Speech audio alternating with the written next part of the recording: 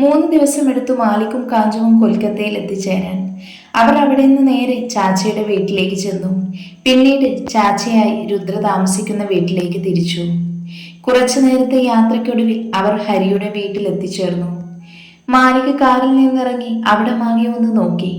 അപ്പോഴേക്കും ഉള്ളിൽ നിന്ന് എല്ലാവരും പുറത്തേക്ക് വന്നിരുന്നു. മോഹൻ, മാലിനി, ഹരി, രുദ്ര എല്ലാവരെയും നോക്കി മാലിക് ചിരിച്ചു. അവസാനം അവന്റെ നോട്ടം ചെന്നത് രുദ്രയിലേക്കാണ്. അവളെ കണ്ടതും അവന്റെ കണ്ണുകൾ നിറഞ്ഞു. ഓടിപ്പോയി അവളെ മാറോടടക്കാൻ തോന്നി അവന്. രുദ്രയുടെ അവസ്ഥയും മറിച്ചല്ലായിരുന്നു. രണ്ടുപേരും കണ്ണിൽ നോക്കി നിന്നു കുറച്ചുനേരം. വന്ന കാലിൽ നിൽക്കാതെ അകത്തേക്ക് വാ, മോഹൻ പറഞ്ഞു. അപ്പോഴാണ് അവർ രണ്ടുപേരും നോട്ടം മാറ്റിയത്. അവരെല്ലാവരും അകത്തേക്ക് കയറി. രുദ്രമോള് പറഞ്ഞപ്പോൾ ഒന്നും വിശ്വസിക്കാൻ പറ്റിയില്ല. മോൾക്ക് ഒരു കുടുംബമുണ്ട് എന്നൊക്കെ അറിഞ്ഞപ്പോൾ ആദ്യം ഒന്ന് ഷോക്കായി. മോള് ഞങ്ങളോട് പറഞ്ഞതൊക്കെ കള്ളമെന്നറിഞ്ഞപ്പോൾ ചെറിയൊരു വിഷമം. മോൾ അങ്ങനെ പറയാനുള്ള കാരണം കൂടെ കേട്ടപ്പോൾ സങ്കടമെല്ലാം മാറി. രുദ്രമോൾക്ക് ഒരു ഫാമിലി ഉണ്ട് എന്നറിഞ്ഞിരുന്നുവെങ്കിൽ ഞങ്ങൾ തന്നെ മോളെ അവിടേക്ക് എത്തിച്ചേനെ.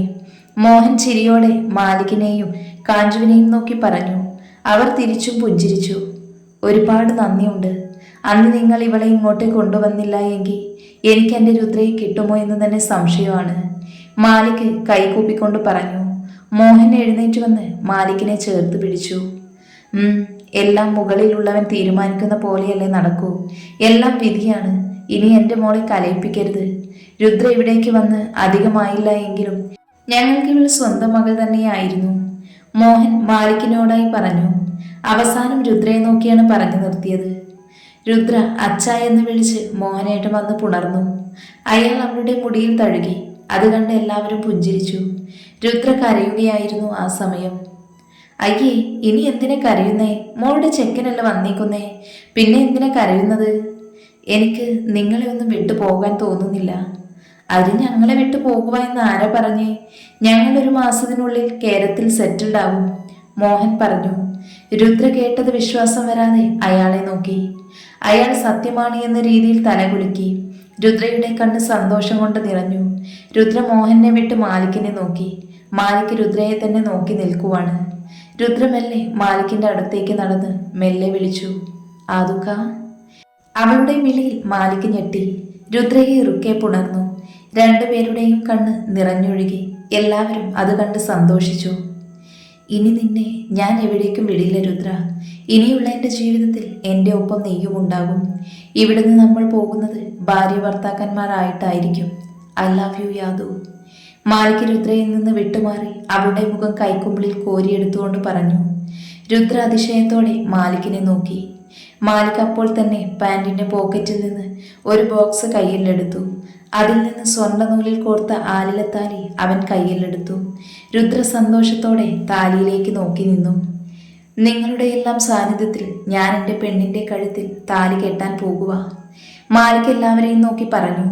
എല്ലാവരുടെയും മുഖത്ത് നിറഞ്ഞ പുഞ്ചിരി കണ്ടതും മാലിക്കും അതേ പുഞ്ചിരിയോടെ രുദ്രയുടെ നേരെ തിരിഞ്ഞു. രുദ്ര മാലിക്കിനെ തന്നെ ഇമ വെട്ടാതെ നോക്കി നിൽക്കുകയാണ്. കണ്ണുകൾ നിറഞ്ഞു നിന്നിരുന്നു. അത് പക്ഷേ സന്തോഷം കൊണ്ടായിരുന്നു എന്ന് മാത്രം. മാലിക് അത് തിരിച്ചറിഞ്ഞു. രുദ്ര, ഞാൻ നിന്നെ എൻ്റെ പെണ്ണാക്കാൻ പോകുക, മാലിക് പറഞ്ഞു. ഒപ്പം തന്നെ രുദ്രയുടെ കഴുത്തിൽ മാലിക്കിന്റെ താലി വീണിരുന്നു. രുദ്ര കണ്ണുകൾ അടച്ചു നിന്ന് അത് സ്വീകരിച്ചു. താലി കെട്ടിക്കഴിഞ്ഞിട്ടും കണ്ണടച്ചു തന്നെ നിൽക്കുകയാണ് രുദ്ര. മാലിക് ചിരിയോടെ അവന്റെ യാത്രങ്ങൾ അവളുടെ നെറുകയിൽ പതിപ്പിച്ചു. രുദ്ര ഒന്ന് ഞെട്ടിവിറച്ച് കണ്ണുകൾ തുറന്നു. അവൾ നാണം കൊണ്ട് മുഖം തിരിച്ചു. അപ്പോഴേക്കും മാലിനി ഹരിയുടെ കാതിൽ എന്തോ പറഞ്ഞു. ഹരി തലയാട്ടിക്കൊണ്ട് പൂജാ റൂമിൽ ചെന്ന് സിന്ദൂര തട്ടെടുത്തുകൊണ്ട് വന്നു. മോനെ, ഇനി ഈ സിന്ദൂരം കൂടെ മോൾക്ക് തൊട്ടുകൊടുക്ക്, മാലിനി പറഞ്ഞു. മാലിക് തലയാട്ടി ഹരിയുടെ കയ്യിലുള്ള തട്ടിൽ നിന്ന് കുറച്ച് സിന്ദൂരമെടുത്ത് രുദ്രയുടെ സിന്ദൂരരേഖയിൽ തൊട്ടുകൊടുത്തു. മാലിക് പറഞ്ഞു നിർത്തി. ആസിയും അസുവും ശിവയും അത്ഭുതത്തോടെ മാലിക്കിനെ നോക്കി. മാലിക് എല്ലാവർക്കും ഒരു ചെറു ചിരി സമ്മാനിച്ചു. പക്ഷേ രുദ്ര അവിടെ എങ്ങനെ എത്തിയെന്ന് പറഞ്ഞില്ലല്ലോ. ആസി സംശയത്തോടെ രുദ്രയെ നോക്കി ചോദിച്ചു. രുദ്ര മാലിക്കിനെ നോക്കി. മാലിക് കണ്ണുകൊണ്ട് പറയുന്നു കാണിച്ചതും രുദ്ര എല്ലാം ആസിയോട് പറഞ്ഞു. ലത്തീഫ് വഴിയിൽ വെച്ച് പിടിച്ചതും അയാൾ കല്യാണിയുടെ കയ്യിലേക്ക് രുദ്രയെ ഏൽപ്പിച്ചതും പിന്നെ കൊൽക്കത്തയിലേക്ക് അയച്ചതും എല്ലാം കേട്ട് കഴിഞ്ഞതും എല്ലാവരും ഞെട്ടലോടെ രുദ്രയെ നോക്കി. ആസി ദേഷ്യത്തോടെ ചാടി എഴുന്നേറ്റു. ഛേ, അയാൾ ഇത്രയ്ക്ക് വൃത്തികെട്ടവനായിരുന്നു. പിടിച്ചു ജയിലിടുകയോ വേണ്ടത് അയാളെ. ആസി ദേഷ്യത്തോടെ പറഞ്ഞു. മാലിക് ആസിയുടെ അടുത്തേക്ക് ചെന്ന് ആസിയുടെ തോളിൽ ചെന്ന് കൈവച്ച് സമാധാനിപ്പിച്ചു. ഇനി ഒന്നിനും പോകേണ്ട ആസിക്ക, രുദ്ര വന്നല്ലോ, ഒരു കുഴപ്പവുമില്ലാതെ അത് മതി. ശിവരുദ്രയെ ചേർത്ത് പിടിച്ചു പറഞ്ഞു. ആസി അതിനൊന്ന് മൂളി. എന്തായാലും കല്യാണം കഴിഞ്ഞല്ലോ. നിന്റെ കല്യാണം കാണാൻ ഞങ്ങൾക്ക് ആഗ്രഹമുണ്ടായിരുന്നു. അതെന്തായാലും നടന്നില്ല. അതുകൊണ്ട് നിങ്ങളൊന്നുകൂടെ വിവാഹം കഴിക്കണം, ആസി പറഞ്ഞു. അത് കേട്ടതും ശിവയുടെയും അസുവിൻ്റെയും കണ്ണുകൾ വിടർന്നു. എന്താ ഇക്ക, താലി അഴിച്ചു കെട്ടണമെന്നാണോ? മാലിക് ചോദിച്ചു. താലി അഴിച്ചു കെട്ടണമെന്നല്ലടാ, കല്യാണത്തിന് മറ്റു ചടങ്ങുകളൊക്കെ ഇല്ലേ, അതെല്ലാം ആഘോഷിച്ച് തന്നെ നടത്തണമെന്നുള്ളൂ. പിന്നെ വിവാഹം രജിസ്റ്റർ ചെയ്തിട്ട് ഒന്നുമില്ലല്ലോ, അതുകൊണ്ട് അത് നടത്തണം. എന്താ മാലിക്, നിനക്ക് സമ്മതമല്ലേ? ആസി ഗൗരവത്തോടെ മാലിക്കിനോട് ചോദിച്ചു. എനിക്ക് 100 വട്ടം സമ്മതമാണ്, മാലിക് രുദ്രയെ നോക്കി ഒറ്റക്കണ്ണിറുക്കിക്കൊണ്ട് പറഞ്ഞു. രുദ്ര നാണിച്ച് ശിവയുടെ പുറകിൽ ഒളിച്ചു നിന്ന് അത് കണ്ട് എല്ലാവരും ചിരിച്ചു. അപ്പോ എല്ലാം സെറ്റാകണം. രുദ്രയുടെ മോനച്ഛനെയും അമ്മയും വിളിക്കണം. പിന്നെ രുദ്ര ഇവിടെ എത്താൻ കാരണമായ ആ ബാബയെയും വിളിക്കണം, ആസി പറഞ്ഞു. മാലിക് സമ്മതം എന്ന പോലെ തലകുലുക്കി. എന്നിട്ട് ആസിയോട് മുകളിലേക്ക് വരാൻ പറഞ്ഞ് മാലിക് മുകളിലേക്ക് കയറിപ്പോയി. പുറകെ ആസിയും. എന്താ കാഞ്ചു, ഞങ്ങളോടൊന്നും മിണ്ടാതെ? ഞങ്ങളെ ഇഷ്ടമായില്ലേ? ശിവ ചോദിച്ചു. അയ്യോ അല്ല ഏട്ടത്തി, ഞാൻ എന്താ പറയണ്ടെന്നറിയാതെ. നിങ്ങളൊക്കെ എന്ത് വിചാരിക്കുമെന്ന് വെച്ച് കാഞ്ചു പല്ല് കടിച്ച് ചിരിച്ചുകൊണ്ട് പറഞ്ഞു. ഓ, ഞങ്ങളൊന്നും വിചാരിക്കില്ല മോളെ. ഇവിടെ എല്ലാ അധികാരവും നിനക്കുണ്ടാവും. ഞങ്ങളോട് എല്ലാം ഫ്രീ ആയി തന്നെ നിനക്ക് സംസാരിക്കാം കേട്ടോ, ശിവ ചിരിയാലെ പറഞ്ഞു. കാഞ്ചു സന്തോഷത്തോടെ തലയാട്ടി. ശിവ വെള്ളമെടുക്കാമെന്ന് പറഞ്ഞ് അടുക്കളയിലേക്ക് പോയി. ഞാനുമുണ്ട് എന്ന് പറഞ്ഞ് കാഞ്ചുവും പുറകെ പോയി. അവൾ പോകുന്നത് നോക്കി രുദ്ര ചിരിയോടെ നിന്നു. പെട്ടെന്നാണ് അവൾ മറ്റെങ്ങോ നോക്കിയിരിക്കുന്ന അസുവിനെ കണ്ടത്. അവന്റെ ഇരുത്തം കണ്ടപ്പോൾ തന്നെ മനസ്സിലായി പിണക്കത്തിലാണ് എന്ന്. രുദ്ര അവന്റെ അടുത്ത് ചെന്നിരുന്നു. ആസു അവിടെ നിന്ന് എഴുന്നേൽക്കാൻ തുടങ്ങിയതും രുദ്ര അവന്റെ കൈ പിടിച്ച് അവിടെ തന്നെ ഇരുത്തി. എന്താ അസു, എന്നോട് മിണ്ടാതെ പിണക്കമാണോ? രുദ്ര വിഷമത്തോടെ ചോദിച്ചു. ആ അതെ, ഞങ്ങളെയൊന്നും ഇഷ്ടമല്ലല്ലോ, അതുകൊണ്ടല്ലേ ആരും അറിയാതെ രാത്രി നാടുവിടാൻ നോക്കിയത്, ആസു ചെറിയ ദേഷ്യത്തോടെ പറഞ്ഞു. അപ്പോൾ അവന്റെ കണ്ണ് ചെറുതായി നിറഞ്ഞിരുന്നു. സോറി അസു, തെറ്റുപറ്റിപ്പോയി, രുദ്ര കരഞ്ഞോണ്ട് പറഞ്ഞു. അസുവിനും അത് കണ്ട് വിഷമമായി. സോറി, ഞാൻ രുദ്രത്തെ വിഷമിപ്പിക്കാൻ വേണ്ടി പറഞ്ഞതല്ല, സാരില്ല, കരയണ്ട, ആസു രുദ്രയെ സമാധാനിപ്പിച്ചുകൊണ്ട് പറഞ്ഞു. എന്താ മാലി, എന്നെ ഇങ്ങോട്ട് വിളിച്ചോണ്ട് വന്നേ? റൂമിലേക്ക് കയറിയതും വാതിലടക്കുന്ന മാലിക്കിനെ നോക്കി ആസി ചോദിച്ചു. എല്ലാം കുളമായിക്ക, ആ കല്യാൺ അവൻ രക്ഷപ്പെട്ടു.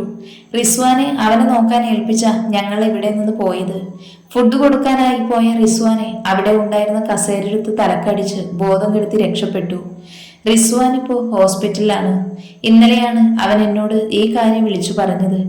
കാഞ്ചുവിനെ ടെൻഷൻ എടുപ്പിക്കണ്ട എന്ന് കരുതിയാണ് പറയാതിരുന്നത്. അന്ന് തന്നെ അവനെ കൊന്നാൽ മതിയായിരുന്നു. എല്ലാം എന്റെ തെറ്റാ.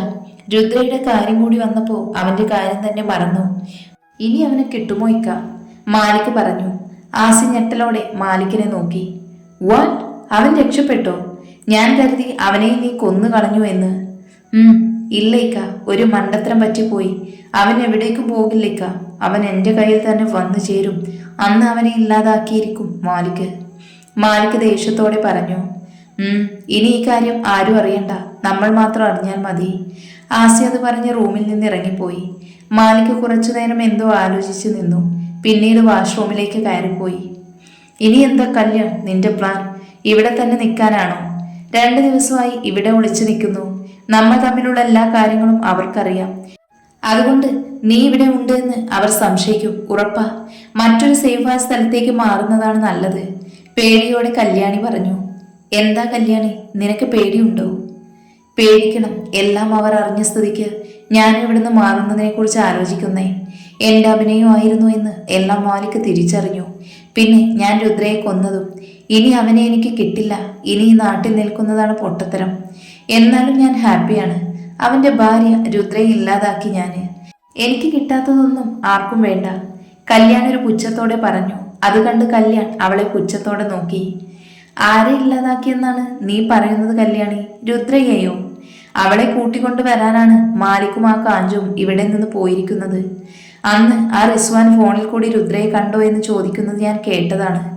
ഫോൺ സ്പീക്കറിലായിരുന്നത് കൊണ്ട് മാലിക് സന്തോഷത്തോടെ രുദ്രയെ കണ്ടു എന്നും അവളെ ഭാര്യയാക്കിയാണ് നാട്ടിലേക്ക് വരുന്നതെന്നും പറഞ്ഞു. അത് നല്ല പോലെ ഞാൻ കേട്ടതാണ്. കല്യാൺ പുച്ഛത്തോടെ പറഞ്ഞതും കല്യാണി ഞെട്ടി നിൽക്കുവാണ്. നോ, ഒരിക്കലും അങ്ങനെ വരില്ല. അവളെന്ന് ഈ ഭൂമിയിലില്ല. അന്ന് കൊൽക്കത്തയിൽ വെച്ച് അവളെ കൊന്നു കളഞ്ഞതാണ്. അന്ന് അവളെ ഇവിടുന്ന് കൊണ്ടുപോയ ഗുണ്ടകളുടെ നേതാവ് എന്നോട് പറഞ്ഞതാണ്. കല്യാണി ദേഷ്യത്തോടെ പറഞ്ഞു. ഫോൺ എടുത്ത് ആ നേതാവിനെ വിളിച്ചു. ഉടനെ തന്നെ കോള് കണക്റ്റായി. ഹലോ, അന്ന് ആ രുദ്രയെ നിങ്ങൾ കൊന്നു എന്ന് പറഞ്ഞത് സത്യമായിരുന്നു? കല്യാണി ദേഷ്യത്തോടെ അലറി. അയാൾ അന്ന് നടന്നതെല്ലാം പറഞ്ഞു. കല്യാണി അലറിക്കൊണ്ട് ഫോൺ ചുമരിലേക്ക് എറിഞ്ഞു. നോ, അവർ ഒരിക്കലും ഒരുമിച്ച് ജീവിക്കാൻ പാടില്ല. കല്യാണി വീണ്ടും അലറി. നീ ഒന്ന് കൂളാവ് കല്യാണി. അവർ രണ്ടുപേരും ഒരിക്കലും ഒരുമിക്കില്ല. എന്നെ മാസങ്ങളോളമാണ് ആ മാലിക് ഇരുട്ടുമുറിയിൽ തളച്ചിട്ടത്. അതിന് പ്രതികാരം വീട്ടിയിരിക്കും ഞാന്. അതിന് അവൻ്റെ രുദ്രയെ തന്നെ ആദ്യം ഇല്ലാതാക്കാം. അവളെ മിസ്സിംഗ് ആണ് എന്ന പേരിലല്ലേ അവൻ എന്നെ ഒന്നും ചെയ്യാതിരുന്നത്. അതിൽ നിന്ന് തന്നെ അവൻ്റെ മാനസികാവസ്ഥ മനസ്സിലായി. അവൻ അവളുടെ ബോഡി കണ്ടാൽ എന്തായിരിക്കും കല്യാണി അവൻ്റെ അവസ്ഥ? ക്രൂരമായ ചിരിയോടെ കല്യാൺ കല്യാണിയെ നോക്കി ചോദിച്ചു. ആ നിമിഷം തന്നെ അവളുടെ ചുണ്ടിലും ആ ചിരി പടർന്നു. മാലിക് താഴേക്ക് വരുമ്പോൾ സംസാരിച്ചിരിക്കുന്ന കാഞ്ചുവിനെയും അസുവിനെയുമാണ് കാണുന്നത്. അടുത്തു തന്നെ രുദ്രയുമുണ്ട്. രുദ്രയെ കണ്ടത് മാലിക് ചിരിയോടെ അവളുടെ അടുത്തേക്ക് ചെന്ന് രുദ്രയുടെ തോളിലൂടെ കൈയിട്ട് അവളെ ചേർത്ത് പിടിച്ചു. രുദ്ര ആദ്യം ഒന്ന് ഞെട്ടിയെങ്കിലും മാലിക്കാണതെന്നറിഞ്ഞതും ഞെട്ടൽ നാണത്തിലേക്ക് വഴിമാറി. അതെ, രണ്ടുപേരിവിടെ ഇരിക്കുന്നുണ്ട്. അതോർത്ത് വേണം എന്തും ചെയ്യാൻ, കളിയാക്കിക്കൊണ്ട് കാഞ്ചു പറഞ്ഞു. മാലിക് ചമ്മിക്കൊണ്ട് കാഞ്ചുവിനെയും ആസുവിനെയും നോക്കി. അവർ രണ്ടുപേരും മാലിക്കിനെ നോക്കി ചിരിച്ചു. കൂടെ രുദ്രയും. ഞങ്ങൾ സ്വർഗത്തിലെ കട്ടുറുമ്പാവുന്നില്ല. വാ അസു, നമുക്ക് പോകാം, കാഞ്ചു പറഞ്ഞു. അസുവായി അവിടെ നിന്ന് പോയി. അവരെ പോയതും മാലിക് രുദ്രയുടെ നേരെ തിരിഞ്ഞു. രുദ്രയെ നോക്കി ഒറ്റ കണ്ണിറുക്കി കാണിച്ചു. രുദ്ര. മാലിക് അവളുടെ കണ്ണിലേക്ക് നോക്കി വിളിച്ചു. രുദ്ര മൂളിക്കൊണ്ട് വിളി കേട്ടു. ഇന്ന് നമ്മുടെ ആദ്യരാത്രിയാണ്. കല്യാണം കഴിഞ്ഞ് 2-3 ദിവസമായി എങ്കിലും നമ്മൾ ഇന്നല്ലേ ഒരുമിച്ചൊരു റൂമിൽ കഴിയാൻ പോകുന്നേ, കള്ളച്ചിരിയോടെ മാലിക് പറഞ്ഞു. രുദ്രയാണിൽ കണ്ണുമിഴിച്ച് അവനെ നോക്കി. മാലിക് അതിന് ഒറ്റ കണ്ണിറുക്കി കാണിച്ചു. കൊള്ളാലോ മോൻ്റെ മനസ്സിലിരിപ്പ്. പെട്ടെന്നാണ് അങ്ങനെ ഒരു അശരീരി കേട്ടത്. രണ്ടുപേരും ഞെട്ടിയെഴുന്നേറ്റ് പുറകിലേക്ക് നോക്കി. അവരെ നോക്കി കണ്ണുരുട്ടിക്കൊണ്ട് നിൽക്കുന്നുണ്ട് ആസി. മാലിക് നന്നായി ഇളിച്ചു കാണിച്ചു. രുദ്രയുടെ മുഖത്ത് പ്രത്യേകിച്ച് എക്സ്പ്രഷനൊന്നുമില്ല. കാഞ്ചു ഫ്രഷായി വരാമെന്ന് പറഞ്ഞ് റൂമിൽ പോയപ്പോൾ അസു റൂമിലേക്ക് പോകാൻ നേരമാണ് രുദ്രയുടെ റൂമിൽ നിന്ന് ഫോൺ ബെല്ലടിക്കുന്ന ശബ്ദം കേട്ടത്. അസു അവിടേക്ക് നടന്ന് ഫോൺ എടുത്തു നോക്കി. ഹരി എന്ന് സേവ് ചെയ്ത നമ്പർ കണ്ട് അവൻ ഫോൺ എടുത്തു. ഹലോ അനുചേച്ചി. ഫോൺ എടുത്ത ഉടനെ ഹരി വിളിച്ചു പോയി. അനുചേച്ചിയോ? Wrong number. ഓ സോറി, ഇതാരാ സംസാരിക്കുന്നേ? രുദ്ര ചേച്ചിയുടെ നമ്പറല്ലേ ഇത്? സംസാരിക്കുന്ന ആരാ? അളിയനാണോ? അളിയനോ? ഏതളിയൻ? ഇയാൾ ആരാ? മാലിക് അളിയൻ. ഈ സംസാരിക്കുന്ന ആരാന്ന് പറ, എന്നിട്ട് ഫോൺ രുദ്ര ചേച്ചിയുടെ കയ്യിൽ കൊണ്ടു കൊടുക്ക്. ഓ, ഞാൻ മാലിക് അളിയൻ്റെ അനിയനാണ്. രുദ്രത അല്പം ബിസിയാണ്, ഇയാൾ പിന്നെ വിളിക്ക്. ഓ, അനിയനായിരുന്നോ? എന്നാ അനിയൻ ഫോൺ ചേച്ചിയുടെ കയ്യിൽ കൊടുക്ക്. ഇയാളോടല്ലേ പറഞ്ഞ് ഇത്ത ബിസിയാണ് എന്ന്, പിന്നെ വിളിക്കാൻ. എന്താ ഇത്ര ബിസി? കാര്യം പറ. അത് കുട്ടികൾ അറിയാൻ പാടില്ല. ഒന്ന് വെച്ചിട്ട് പോകൊച്ചേ.